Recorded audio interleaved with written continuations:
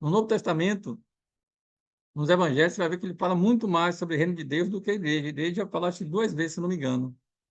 Né? E a igreja aqui tem um significado também diferente do que a gente está acostumado hoje. Né? Mas ele sempre está pregando e anunciando essa questão do reino de Deus.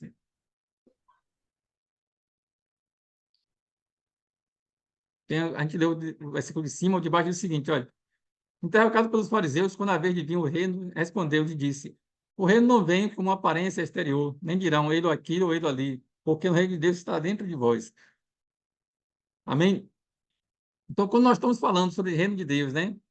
Qualquer reino, o reino precisa ser em um lugar, né? Primeira coisa, precisa ser em um lugar e precisa ter alguém como soberano. Então, nós estamos falando ali de um sentido geográfico, terrestre, mas quando nós falamos de reino de Deus, nós estamos falando de nosso coração, né? Cada um de nós entendemos que o reino de Deus está dentro de nós e nós devemos viver esses princípios. Ou seja, para mim, quem tem a autoridade maior é a palavra de Deus, não é o homem. Lembra quando os homens se reúnem e pedem para Pedro e para os outros apóstolos que eles não continuem pregando os que estão pregando para não ter confusão, né? E os discípulos perguntam o seguinte: olha, é justo obedecer a vocês ou a Deus? Quem é que está com a autoridade maior? Quem é que nós vamos estar obedecendo? Então, por mais que nós sejamos obedientes, né, ao governo, nós entendemos que o governo também é uma instituição de Deus, devemos ser submissos ao governo de Deus, mas toda vez que o governo ele tenta fazer algo que não é da vontade de Deus, a gente não tem a obrigação de obedecer, né? Foi assim que acabaram com os cristãos, lutaram para acabar com a escravidão no mundo, justamente por isso. Olha, isso não é de Deus. Nós precisamos ter essa visão, esse entendimento de que nosso chamado é para a igreja também, a igreja física que nós congregamos, mas também tem que ir além das 4 paredes, tem que alcançar mais. Dá um parêntese aqui, mais tarde eu vou passar para vocês algumas das aulas que nós vamos estar falando, justamente por isso, quando nós pensamos na questão da escola de evangelismo, nós entendemos o seguinte, não só convidar as pessoas para uma igreja evangélica, para assistir o culto, para se tornar membro daquela igreja, né? Isso nós fazemos e vamos continuar fazendo, mas isso é o primeiro passo. O problema das pessoas não resolve quando elas vão para a igreja e acabou, está tudo resolvido. Não, não vão, não vai estar tudo resolvido. E é isso que nós vamos estar falando aqui no decorrer das aulas. Amanhã, o pastor Paulo, ele é autor já de alguns livros, se não me engano, 3 ou 4 livros, ele e a esposa dele já escreveram, e um dos assuntos que ele fala é o impacto social da pornografia na sociedade. Como existem pessoas doentes, né? A princípio, muito mais os homens, hoje em dia também tem afetado mulheres, a questão da pornografia, e pessoas doentes, presas nisso aí, acabando o casamento, acabando realmente relacionamentos por conta disso. E ele fala como nós podemos dar uma resposta para isso. Porque quando nós conhecemos o reino de Deus, nós nos sujeitamos ao reino de Deus, nós somos novas criaturas, temos novos valores, e não vivemos mais, pelo menos não devemos viver mais, com base nos prazeres carnais, né? Não é o meu desejo que vai me definir, né? Ah, eu vou fazer aquilo que eu gosto, aquilo que me dá prazer. Não, nem sempre. Tem muito desejo nosso que é pecaminoso, né? Por mais que você seja uma pessoa santa, deixa eu ver se eu consigo.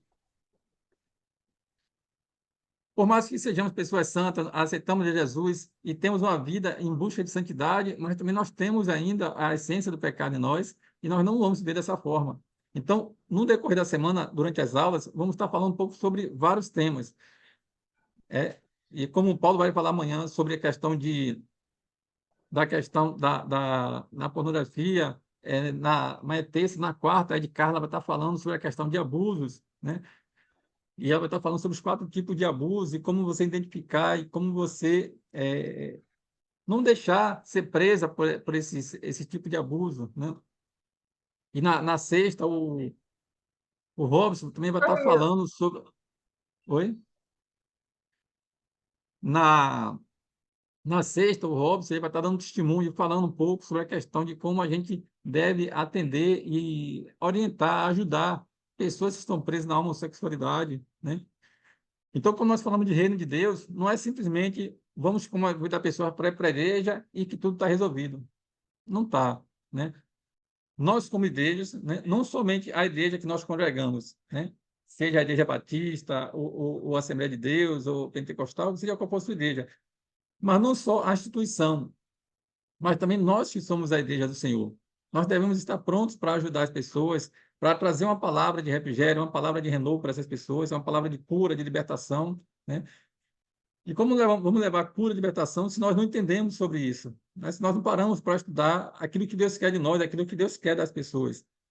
Se nós não entendemos isso, nós vamos tornar apenas pessoas julgadoras, que vão ficar julgando e apontando erro. Olha, aquele rapaz ali vai para o inferno porque ele está preso na homossexualidade, tá? Aquele ali usa droga, aquele está assim, está assado. Então, começamos a apontar o erro dos outros, condenando todo mundo para o inferno, mas não temos a capacidade de ajudar nenhuma pessoa, né?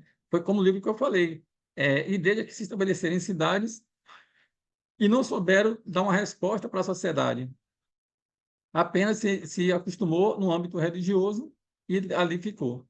Então, quando nós entendemos sobre o reino de Deus, tem que ser a sua totalidade, né? O reino de Deus vem, salva o indivíduo, mas também ele restaura relacionamento, restaura a família, restaura a identidade do indivíduo, né?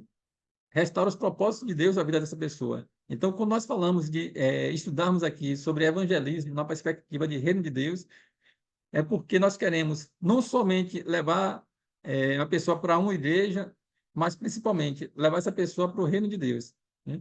E o reino de Deus não espera chegar à nossa morte, né?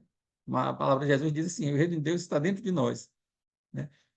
Quando Jesus vai orar, ele diz assim: olha, ele vai ensinar a orar, né? Ele não está nem orando, ele está ensinando a gente a orar. Ele fala assim, começa orando assim, ó, né? Senhor, venha a nós o teu reino aqui na terra, como é aí no céu. Então, o desejo de Jesus, o desejo de Deus é que esse reino dele, assim como é no céu, também se estabeleça aqui na terra. Ele só vai poder se estabelecer se nós tomarmos posições relacionadas a isso. Nós precisamos entender o nosso papel no reino de Deus, nós precisamos entender o nosso propósito, o nosso chamado em relação a isso. Não vamos estar fugindo do nosso chamado, fugindo daquilo que Deus tem para nós.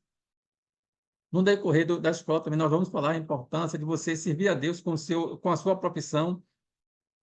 Você não precisa abandonar a sua profissão, aquilo que você gosta de fazer, aquele dom que você tem para ser missionário, para pregar o evangelho, para pregar o reino de Deus. Você precisa descobrir o propósito de Deus dentro da sua profissão. E no decorrer da semana nós vamos falar um pouco sobre isso também, para estar ajudando, estar orientando, que você possa ser útil no reino de Deus com a sua profissão. Amém?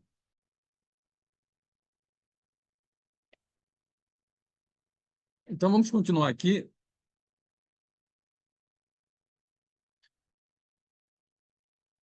Nós já estamos na segunda parte, então se alguém quiser levantar a mão, quiser fazer uma pergunta, pode ficar à vontade. Viu? Olha, quando nós falamos de reino de Deus, tem uma passagem também que eu gosto muito, em Daniel. Lembra da revelação do sonho de Daniel? Daniel disse que Daniel não, o rei, né, Nabucodonosor tem um sonho de uma estátua e pergunta quem pode interpretar o sonho, e ele vai interpretar o sonho. Primeiro ele conta o que foi que o rei sonhou, e ele conta, né? Aquela imagem da estátua, né, de ouro, de bronze, de metal e de barro. No final diz assim, ó, no tempo desses reis, o Deus do céu fará aparecer um rei. Deixa eu tirar aqui da frente, peraí.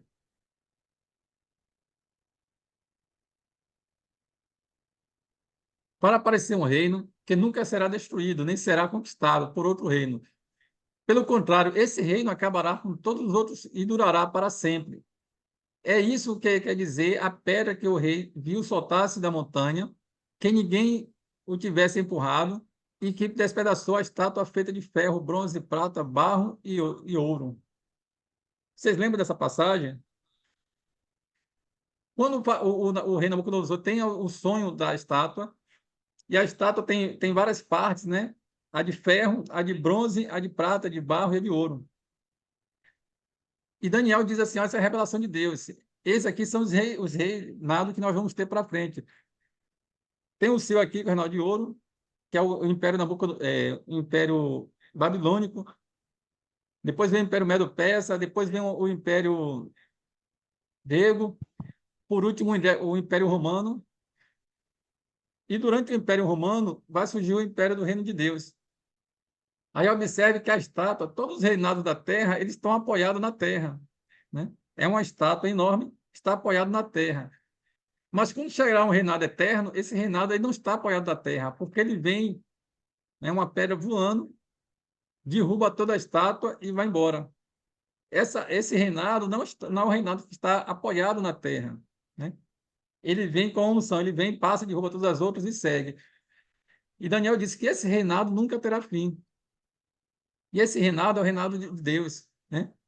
Porque passa todos esses reinados e quando chega no Império Romano, que é um império que vai ficar todo dividido, que é aquele de barro, né, misturado com prata, com ferro. Então, ali é inaugurado o reino de Deus. Ali é chegar no reino de Deus na terra, né? E esse reinado não tem fim. Então, você vê que se passaram mais de 2000 anos e nós estamos aqui como representantes do reino de Deus, né? Como representante de Cristo aqui na terra. Ou seja, não vai passar. Até a gente escuta aí, né? A questão de anticristo, a questão de rumores de guerra, perseguição da igreja, e isso é normal, não é bom, mas é normal, e isso vai acontecer, mas nunca vai acabar, e também a igreja nunca vai ser derrotada, né? Vocês terem uma ideia, quando a gente para falar sobre esses princípios, esses ensinamentos, né? Deixa eu abrir aqui um parênteses, deixa eu ver aqui.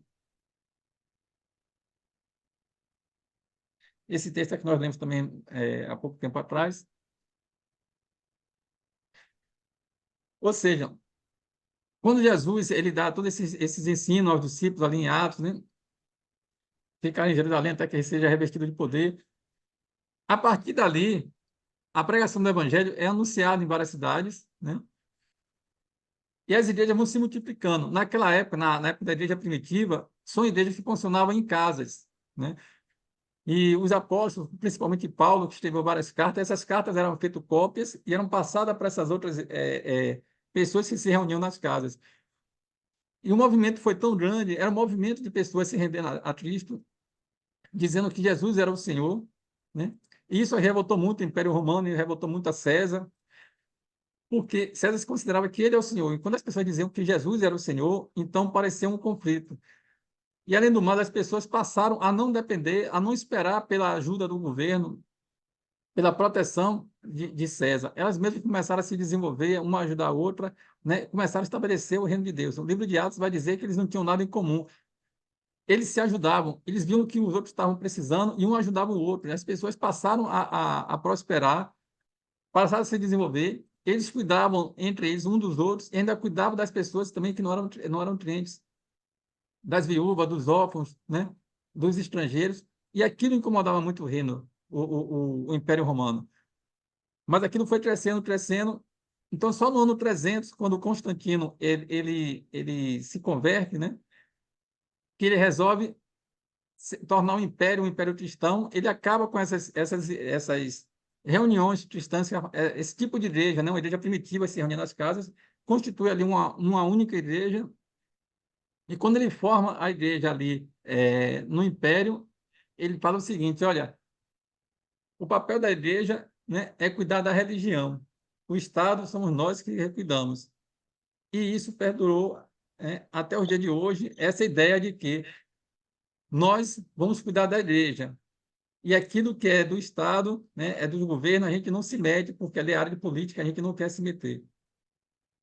Mais interessante que, logo após a reforma protestante, quando as pessoas voltam a ler a Bíblia, né, traduzir a Bíblia para vários idiomas, e começam a estudar, as pessoas começam a ver a vontade de Deus para trazer o reino de Deus aqui. Deixa eu ver aqui. Deixa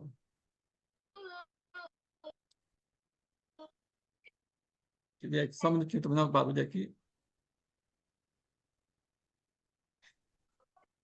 Então, olha, depois da reforma protestante, pessoas começaram a estudar a Bíblia, começaram a ter acesso à Bíblia e começaram realmente a colocar isso em prática, né? Entender que precisava colocar em prática. E olha como a diferença de pensamento. Pessoas que viviam sempre aceitando o que os outros davam, eles começaram a questionar a questão do governo, a questão do que o mundo era, como o mundo era. E isso aí se chega até a questão dos Estados Unidos. Deixa eu ver, tem outra passagem, será antes desse? Não, é esse mesmo. Olha que uma importância que nós temos pessoas, né, que entendem a palavra de Deus, entendem a questão do reino de Deus. Quando os Estados Unidos era colônia da Inglaterra e eram, de certa forma, explorados, né, eles criaram pessoas realmente com o ensino cristão, pessoas que eram pastores, presbíteros, né? Eles se reúnem e veem que a Inglaterra está explorando eles, e eles fazem o seguinte, eles fazem uma carta de independência, e eles dizem o seguinte, olha, consideramos estas verdades como autoevidentes, que todos os homens são criados iguais, que são dotados por Deus, né, de certos direitos inalienáveis. Entre estes são a vida, a liberdade e a busca pela felicidade. Em algumas traduções vai dizer vida, liberdade e propriedade privada. Ou seja, o que vai fundamentar a independência dos Estados Unidos e a formação dos Estados Unidos se tornar uma nação é justamente o ensino bíblico, né? Ensino bíblico do reino. Quando os peregrinos eles saem da Europa para os Estados Unidos, eles tinham muito isso em mente, eles estudavam muito, e eles diziam que Deus estava levando ele para a nova terra prometida. Quando ele chegasse na América, a Nova América, né? A Nova América não, a Nova Inglaterra, como eles chamavam, quando chegasse na América, eles iam formar uma nação que fosse a imagem do reino de Deus.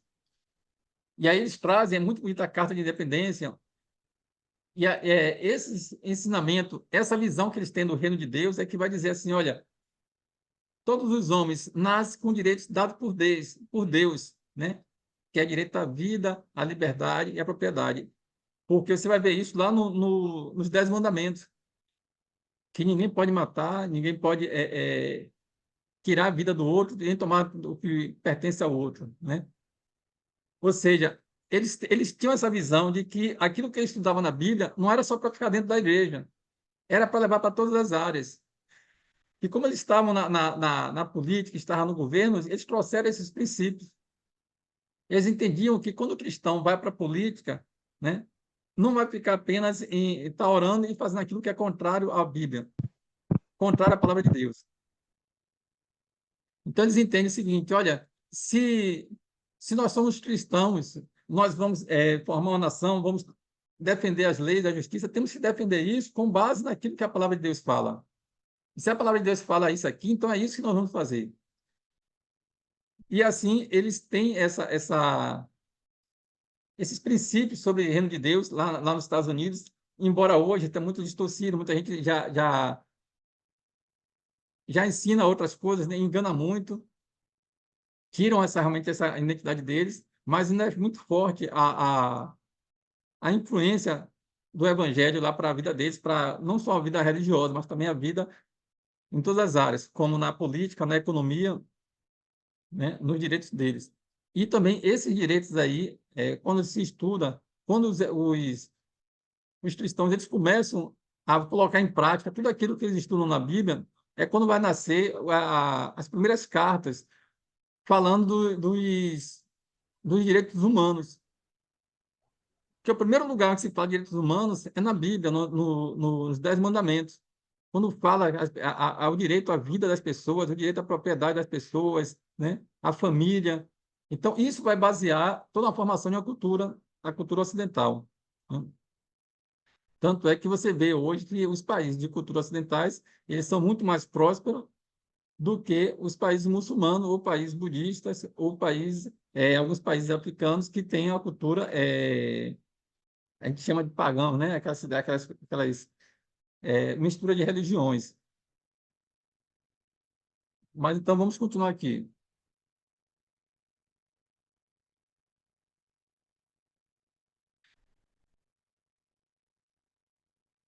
Ainda continuando, nós falamos um pouco da influência da reforma, né? Na vida pessoal. Tem um político também da Holanda, Eu não lembro agora o nome dele, depois eu lembrar, eu falo, até depois eu posso passar, tem até vídeos, estudos sobre ele, livros também, que ele foi presidente na Holanda, né? Lá chamava primeiro-ministro, né? Mas é equivalente à presidência. Ele era um pastor, foi dedicado, fez teologia, foi trabalhar em igreja pequena, teve muita experiência com Deus, uma igreja do interior, e se viu deparado com várias situações daquela época, a questão de injustiça na Europa, né? Principalmente lá no país dele. E aí ele é um dos principais que vai trazer essa esfera. Ele começa a estudar a Bíblia e trazer aquilo que a Bíblia ensina para a vida social da nação. E observa o seguinte, olha, toda vez que Deus está falando na Bíblia, você vai observar que a maioria das vezes Deus não está falando de pecado dessa ou daquela pessoa, Deus está julgando nações, né? Deus sempre está julgando nação. Deus julgou sobre o Egito, libertou o povo. Quando Deus levou o povo para herdar a terra de Canaã, existiam várias nações morando naquele lugar, mas Deus disse que chegou o tempo de julgamento daquelas nações, para expulsar, exterminar aquelas nações dali, porque aquelas pessoas faziam o que era mal aos olhos de Deus. Quando Deus fala com Jonas sobre Nínive, Deus está falando sobre o pecado da nação, né? E assim nós vamos vendo várias vezes. Quando Deus condena Israel, né, o reino sul, depois o reino norte, vai condenando as pessoas, as nações, é o pecado na nação. Então, às vezes, você busca uma santidade, né? Como nós somos ensinados, às vezes nós estamos buscando uma santidade individual, que não influencia em nada a vida da nossa sociedade, a vida do outro. É uma santidade que eu sempre estou buscando ali, eu e Deus, eu e Deus, eu e Deus, e eu nunca tenho nada para mudar na vida do outro, nunca para contribuir nada na vida do outro, nem na sociedade. Então, lá na Holanda, quando esse pastor estava estudando, ele escreve um pouco sobre isso, ele fala sobre a autonomia das esferas, né? Porque está em um contexto parecido com o de hoje, onde o governo ele quer assumir para ele funções que não é dele, a igreja às vezes também fica perdida e às vezes também acaba assumindo funções que não é dela, né? E ele fala o seguinte, olha, para nós pregarmos o reino de Deus, dentro do reino de Deus existem algumas esferas de autoridade, né? O que são isso? São pessoas ou esferas onde Deus coloca autoridade. E é interessante nós entendermos sobre isso, porque isso vai trazer um pouco sobre a nossa identidade também, aquilo que é minha obrigação e aquilo que é meu dever. Ou seja, por exemplo, ele vai pegar na Bíblia que a primeira esfera de autoridade na Terra é o indivíduo, né? Sou eu, é você, cada um de nós. Todos nós temos é, autoridades individuais e temos responsabilidades individuais, né? Então, nós somos responsáveis, nós temos um chamado de autoridade que Deus nos dá na terra para governar sobre a terra, mas também nós temos um mandato de autogoverno. Então, é minha responsabilidade, segundo a palavra de Deus, né, prover o meu sustento. Eu tenho que trabalhar, eu tenho que comer do meu suor. É a palavra de Deus que fala sobre isso. Então, não é a função do Estado, nem função da igreja, nem da minha família de estar me sustentando. Embora eu possa, às vezes, estar passando um momento difícil, como todo mundo tem, e sempre vai existir pobres, vai existir pessoas com deficiência. É preciso que aí, no caso, ou eu individualmente, ou a família, ou a igreja, ou o Estado, cada um de nós temos a responsabilidade, de certa forma, ajudar uma pessoa que está em dificuldade. Mas essa ajuda nunca pode ser eterna, porque aí vira paternalismo, né? Nós devemos ajudar o indivíduo a passar pelo momento difícil dele, mas levar ele para a independência.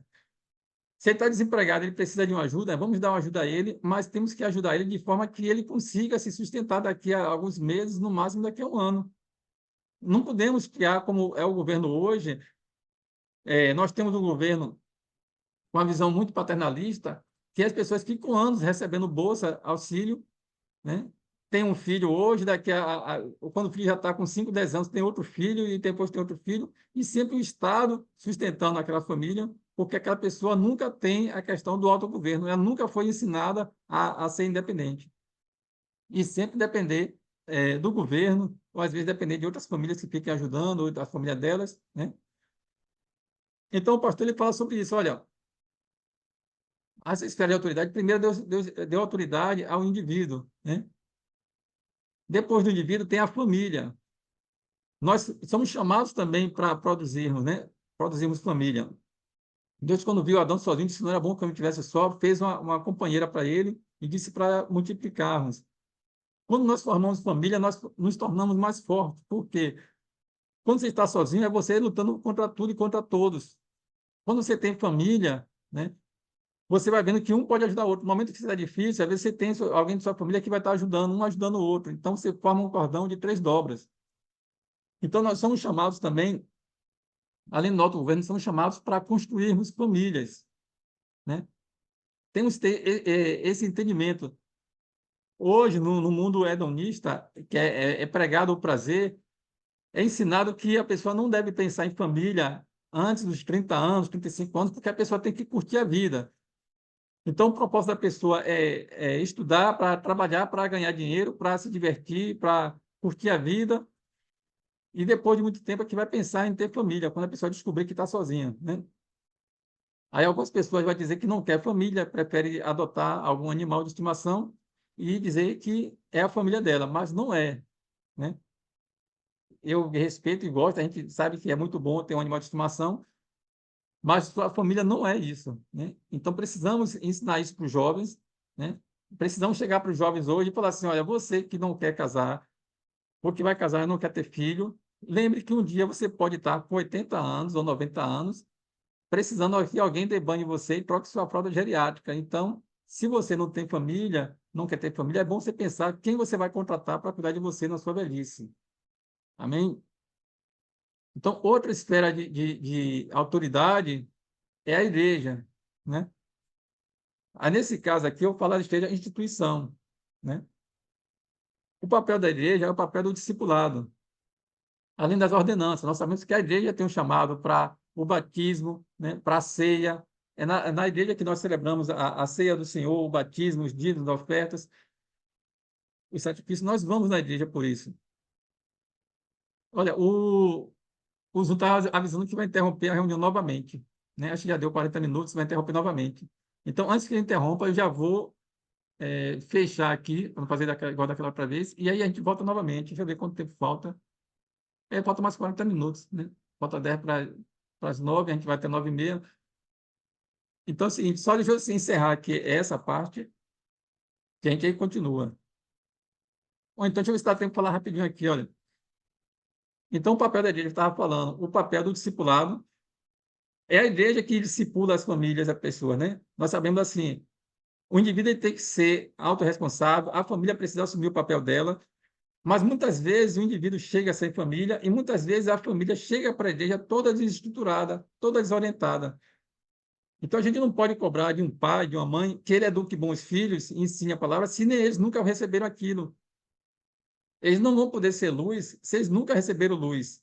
Então é a igreja que vai ensinar essas famílias, essas pessoas, ao caminho correto.